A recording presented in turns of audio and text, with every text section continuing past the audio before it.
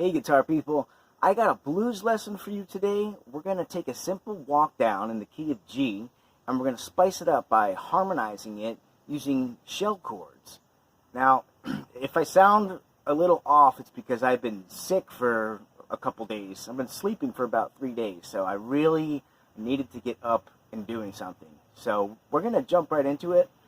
So let's get started. So here I'll do the chords, and then I'll explain how I'm getting these chords, right? So here's a play along, and I'll put some diagrams up here.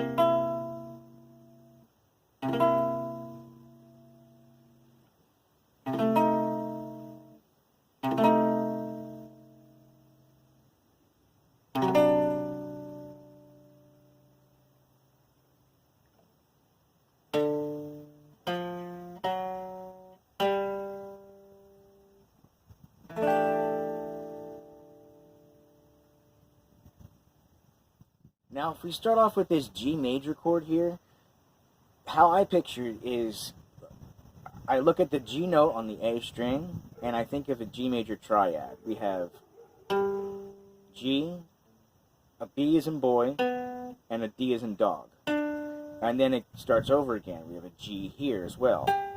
You could keep going and going, but for now, that's all we're going to think about. So you have G, B, D, G. Now we're going to take that,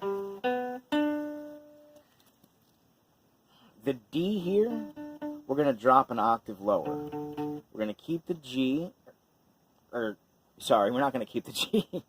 We're going to keep the D, and we're going to keep the B as in boy, and the G we're going to put up top. So instead of going,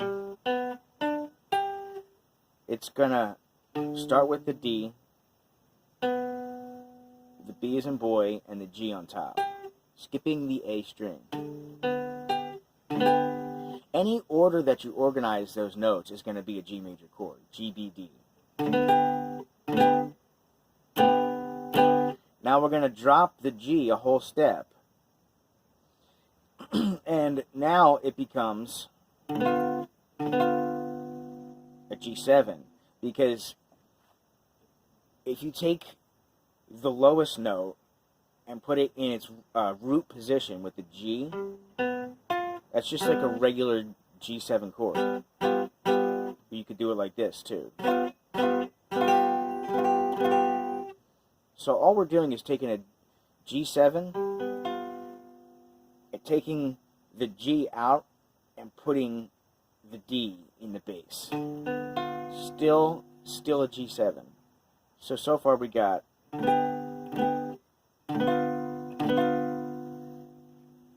So now we're going to do the same thing for a C7 chord. We're going to take like a regular C7 chord like this, and we're going to make it into a 3-note chord by doing this.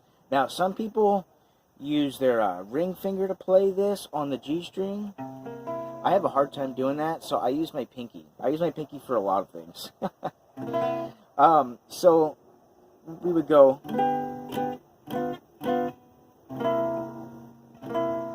then we're gonna jump back up to this other shape like an F7, except we're gonna take the F away on the bottom, and we're gonna keep that C note.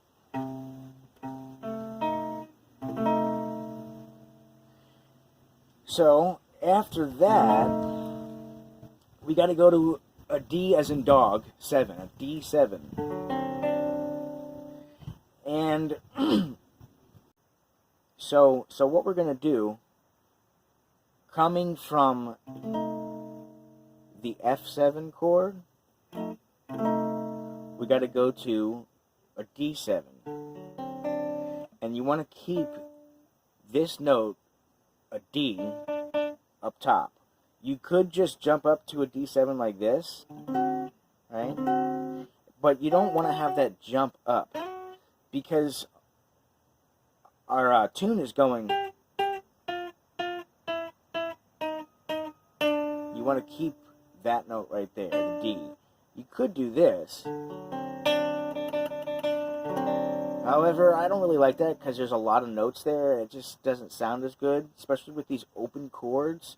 They sound nice and dry and open. So what I chose to do was to put the pinky right here on the A string, on the 9th fret, and then for this finger, you move it up to the G string, and you take your ring off. So now you have, that's a D7. Same as this.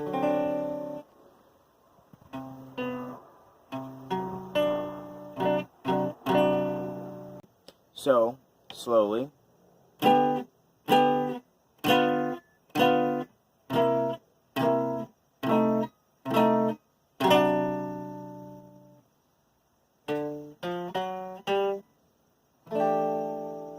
And that's just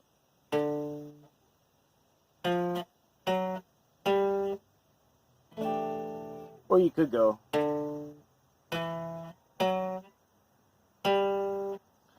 it sounds like a little bit cheesy that way, but I kind of like cheesy. I think this one sounds the best though. So there you go. Now you can really use this to spice up the end of a blues song. It's kind of cool because not a lot of people are using those kinds of shell chords very often. So to the onlooker, the listener, or whatever, it's kind of like, oh, whoa, what's he doing? That's cool, you know? So it's kind of one of the reasons why I like it, and I love the open dryness of those shell chords, that it's really spread out. You have a low note, and then high, and not a whole lot in between. It's only the notes that are like relaying information as to what the chord is supposed to be. You don't have any of the extra in there. It's only the essentials, which is cool. So, there you go. I'm going to get out of here. Hope you guys are doing well. I'm doing a little bit better since I've been recovering from being sick. And I will see you next time, and keep picking.